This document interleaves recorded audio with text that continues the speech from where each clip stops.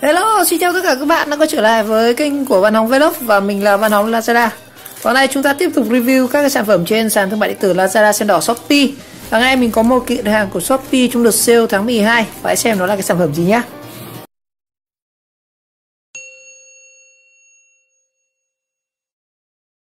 Cái kiện hàng này mình mua từ đợt là 12 tháng 12 đây. 12 tháng 12. Nhận được cách đây cũng phải tầm một tháng rồi các bạn. Hôm nay mới có dịp mở làm review. Cái này mình mua ở nước ngoài nha các bạn. Đây này, China Quang Đông này.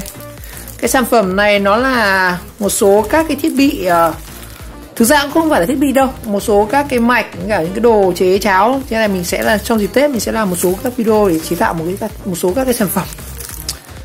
Đây, nó gồm có là mạch BVS PCB 18650 này. Cái gì một đống các thứ lâu không nhớ đấy. 10 bảng mạch pin sạc lithium mini 5V. Và cái tổng đơn này là 102.000 nha các bạn. 102.000 đó. Cái này thì nó ship về Việt Nam cũng mất 2 tuần các bạn. Mặc dù mình mua sale tháng 12 nhưng mà phải đến tầm khoảng 20 mới nhận được. Tầm khoảng 20, tầm gần hơn tuần một chút. Rồi cắt ra xem thế nào. China Quảng Đông này. Đó. Cái này có ít thôi các bạn. Có khoảng là 4 cái linh kiện thôi. Và tổng cái đơn này 100.200 đồng. Nào xem 100.000 chúng ta sẽ có những cái gì ở trên Shopee nào. Mình sẽ có là đầu tiên là cái gói này. Gói này là cái gì đấy? Chả cái ghi thiết bị gì các bạn. Thật sự tôi mua nhiều lắm, tôi cũng chả nhớ tôi mua cái gì. Rồi xem nào, chúng ta có cái gì nào. Cái này là cái gì đây? Đây là một cái bóng led anh em ạ. Không phải bóng led, đây là một cái bóng 12V 20W sợi đốt. Bởi cái đèn này nó mới sáng anh em mới nhìn được đây. Đây là cái bóng 12V 20W các bạn. Wow. Ở đây mình mua 5 cái. Cái này thì mình cũng không nhớ là bao nhiêu tiền một cái luôn các bạn. Này mua cũng lâu rồi. Mình vừa mới tra lại thì 5 cái bóng này giá chỉ có 10.000 thôi. Combo này là 10.000 5 cái. Và chính xác đây là bóng xenon halogen G4 các bạn. Thế mà có cả công nghệ tiết kiệm điện các thứ. Cái này thì các bạn dùng có thể để làm bóng sưởi này, hoặc là bóng để chịu tải. Nó khá là rẻ với 2.000 một bóng này. Sợi đốt này nó khá là chắc. Cái này thì các bạn muốn dùng cái này thì chúng ta sẽ phải sử dụng cái nguồn của cái model ý. Nó sẽ là 12V. Các bạn cấp vào đây. Để mình lấy thử một cái nguồn là 12V. Chúng ta thử xem bóng này nó như thế nào nhá. Rồi, nguồn cái này thì mình sẽ sử dụng cái nguồn luôn. Cái nguồn của model các bạn này. Đây là cái nguồn của model TP-Link. Của nó là 12V 1A. Nói chung nhà nào bây giờ cũng sử dụng model là 12V hết. Các bạn có thể lấy cái nguồn này để sử dụng nhá. Ở đây thì mình đã chế sẵn một cái đầu để có thể kẹp cho nó. Rồi mình sẽ cắm điện nha các bạn. Nào xem cái bóng này nó sẽ sáng như nào nào. Cái này thì nó là sợi đốt nên nó sẽ không phân cực như các bạn. Cắm cực nào cũng được. Đấy, một cực các bạn cắm vào đây. Một cực thì các bạn chỉ cần chạm như này thôi. Chờ chút, cái này nó hơi lầm. Bóng halogen nó thế mà. Đó, ui. Nó sáng cực kỳ luôn các bạn. Bóng này sáng và nó cũng có tỏa nhiệt nha các bạn. 20W thì nó cũng khá là khiếp các bạn. Nóng bỏng tay luôn. Cái này mình có thể chế đèn sưởi này, hoặc đèn ấp trứng các thứ rất là nhiều.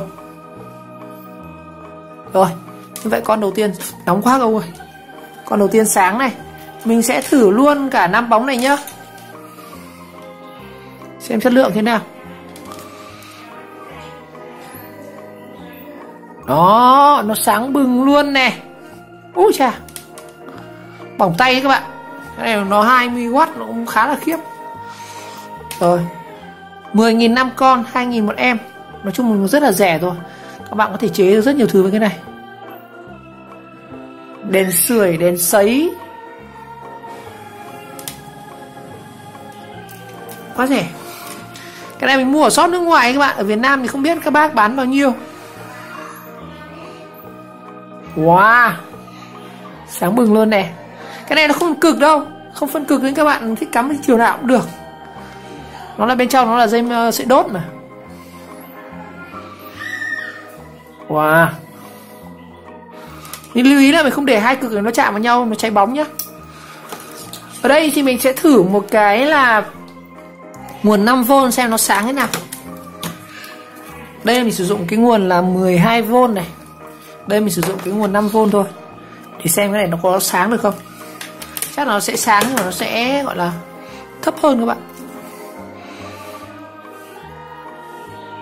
Đúng con sót của nó là 12V mà. Đây, nếu các bạn dùng nguồn 5V thì nó vẫn sáng ấy, nhưng mà nó sẽ thấp hơn các bạn. Cái này nguồn 5V nhưng mà nó tận 1,2A. Đó. Vẫn sáng bình thường nhá. Đó. Nhưng mà nó sẽ yếu hơn. Còn các bạn dùng nguồn cao hơn thì rất dễ nó bị cháy các bạn, nó quá tải nó cháy nhá. Rồi như vậy sản phẩm đầu tiên là 5 bóng halogen G4 với giá 10.000 đồng, siêu rẻ luôn. Rồi ở đây cái phần chính mình mua ngày hôm nay đó chính là cái này. Đây chính là một cái lốc bo sạc 18650 các bạn. Cái mạch này thì mình có một cái series làm riêng rồi. Ở cái series mà chế vật muỗi này, chế sửa vật muỗi hay là chế cái vợt đánh chuột 400 kV ấy, thì mình có sử dụng cái mạch này các bạn. Đợt đấy mình mua ở trên một cái shop như là điện tử Tu Hú hay cái gì ấy, như là 7.000. Nhưng mà vì sau mình phát hiện ra cái shop này nó bán còn rẻ hơn các bạn. Cái này có 45.000 một lốc rồi thôi. 45.000 khoảng 10 trước này. Đây, mình mua hẳn một lốc bo 10 cái cho nó rẻ anh ạ. Cái này sẽ chế nhiều mà. Đây, một cái mảng nó sẽ thành từng vỉ như này. Đấy. Các bạn dùng đến đâu các bạn bóc bẻ đi. Chúng ta sẽ bẻ đến cái này. Đấy. Đây là một cái mạch TP4056 version 2. Cái TP4056 version 2 nó khác version 1 như nào? Version 2 thì nó sẽ có thêm những con bảo vệ như này. Cái này nó giúp bảo vệ pin các bạn.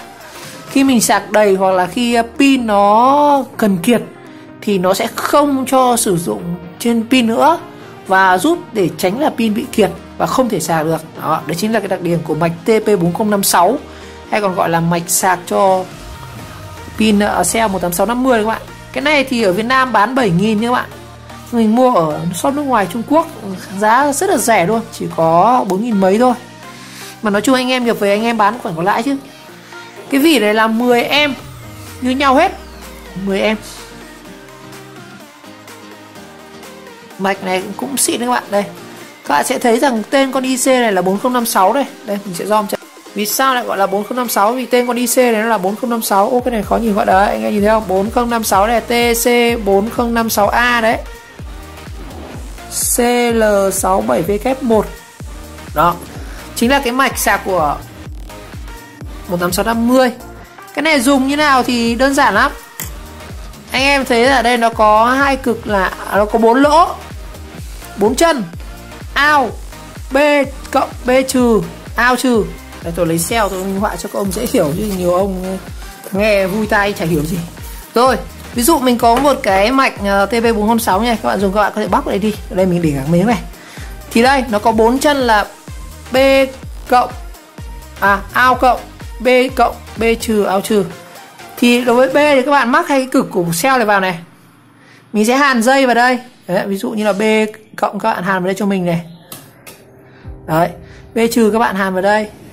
Còn cái đầu ao này chúng ta sẽ mắc vào tải. Tải là cái gì? Ví dụ như các bạn mắc vào tải là hai cái chân của cái con led này chẳng hạn. Đấy. Thì đây, mình sẽ một cực này các bạn lắp đây, một cực lắp vào đây. Và cái cổng này dùng để sạc cho cái cell này. Thì các bạn sẽ dùng cái nguồn 5V, là cái nguồn của sạc điện thoại các bạn đấy, là 5V đấy. 5V 1A đến 2A nhé các bạn. Cái này như là nó sạc tối đa được chỉ có là 1A thôi, 1A. Anh em dùng chú ý nhé, mình sử dụng cái nguồn 1A thôi, hoặc là các bạn dùng cái, thực ra như cái sạc quick hiện nay thì nó có con IC điều khiển dòng sạc đúng cái mức điện áp, nó không lo lắm. Rồi, quá rẻ các bạn. Rồi. Rồi, như vậy là 45.000 cái này, 45.000 10 em. Rồi, ứng dụng của cái mạch TP4056 này thì Các bạn có thể ứng dụng rất nhiều, mình có thể sạc loa, sạc các thứ, nhưng mà riêng mình sẽ có một tập mình sẽ chế cái có thể sẽ là một cái pin sạc dự phòng. Ở đây thì các bạn sẽ thấy rằng có một cái, bạn thấy cái vật mũi này rất là khỏe không? Và cái vật mũi này chính xác là mình sử dụng cái mạch này đấy ạ. Đây, cái 4056 này, đây. Vẫn còn cái đầu sạc ở đây này. Đó. Trước mình có làm một video hướng dẫn chế này rồi. Cái này nó rất là khỏe luôn các bạn. Đánh muỗi, đánh ruồi, đánh kiến, đánh rán, đánh chuột, đánh chim, đánh được hết các bạn. Tại vì nó tận 400 kV, tại vì mình sử dụng module tân áp. Sử dụng một cell 18650 này và một cái mạch thì thôi. Cái này các bạn sẽ xem lại video trên này nhá. Rồi, ok. Tiếp theo là mình có một cái mũi khoan tháp. Đó, cái mũi khoan tháp này. Cái mũi khoan tháp này, để bóc ra. Cái mũi khoan tháp này nó giá là 43.000. À 40.000 chứ. 40.000. À 39.000. Đây, mũi khoan tháp này 49.000. Cái này thì nó có từ mũi 4, 6, 8, 12, 10, 12, 14, 16, 18, 20, 22. Cái mũi khoan này thì nó khá đa năng các bạn. Cái mũi khoan tháp này các bạn có dùng để khoét lỗ được. Khoét từng, các bạn ví dụ mình đo cái, mình muốn khoét cái lỗ để như là để lắp công tắc này, lắp rắc DC này, hoặc là các bạn khoen để nhồi ốc các thứ ấy, thì dùng mũi khoan tháp này rất là cơ động luôn. Nó có thể khoan được gần như là mọi chất liệu. Tất nhiên là các bạn sẽ phải mồi trước nhá.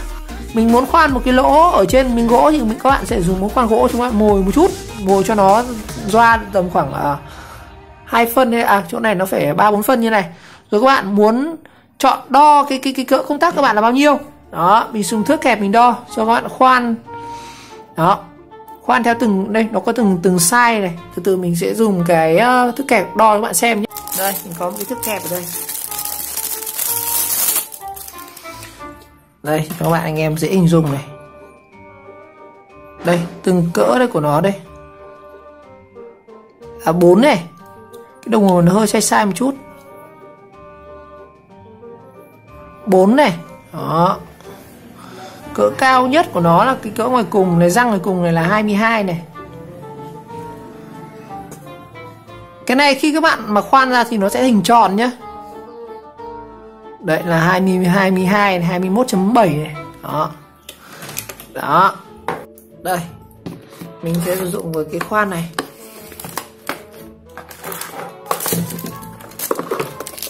Đây. Đây là cái khoan auto này. Đây là mình lắp đầu bắt vít. Đây. Cái mũi khoan tháp thì đầu của nó giống cái đầu đây, các bạn có thể lắp được vào tất cả các loại máy khoan luôn. Rồi, các bạn lắp vào đây. Đó. Chúng ta xoay. Cái này nó có thể khoan gỗ, khoan kính, khoan mica, khoan nhựa rất là tốt luôn.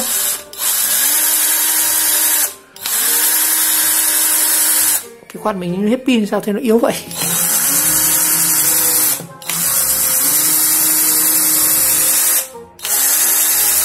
Đó.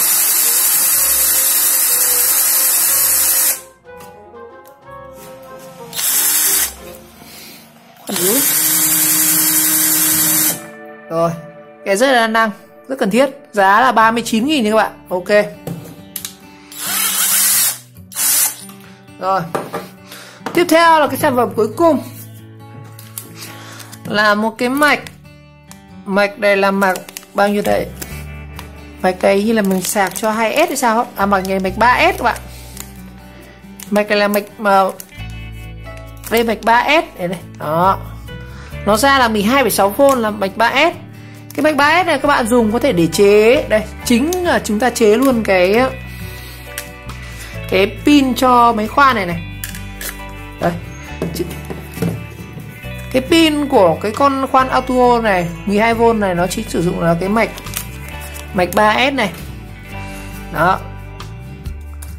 Thì để chế cái khoan cho pin này thì các bạn sẽ phải mua thêm một cái, chúng ta sẽ phải cần có cái mạch này. Cái đầu này chính là cái đầu để sạc cho pin này. Đó. Có đây cái cực ra của pin đây. Các bạn nhìn thấy nó sẽ có hai cực âm dương này, một cực mà mát này. Đó. Đấy. Cái mạch này giá như là khoảng 25.000 hay 20 mấy nghìn các bạn. Mình không biết tên nó gì, nó chỉ là gọi là mạch 3S thôi, giá rất là rẻ. Cái này mua về để chế cái pin cho, thứ nhất mình có thể chế pin cho modem này, tại vì nó 12V mà chẳng trường hợp mà nhà mình mất điện ấy, thì các bạn có thể sử dụng cái mạch này. Tất nhiên là chúng ta sẽ phải là sạc cho cái cell, các bạn sẽ phải có cell nhá. Đây, các bạn mua cell đây, mình có khá nhiều cell đây. Đây, có 3 cái viên này. Đây, 3 cái viên này và cái mạch này chúng ta sẽ ghép thành cái mạch 3S. 1S là một cell, 3S là 3 cell. Và nhân lên mỗi cái viên này là 3,7V, nhân lên đầy. Mỗi cái viên này 3,7V là khi mà chưa đầy, còn nó đầy thì nó có thể căng lên 4,2V các bạn. Chúng ta nhân 3 lên thì nó sẽ ra là 12,6. Đó, chính là cái điện áp này luôn. Đó. Hôm nay mình sẽ hướng dẫn các bạn làm, chúng ta lại sẽ làm một cái cell 3S nhá. Ok.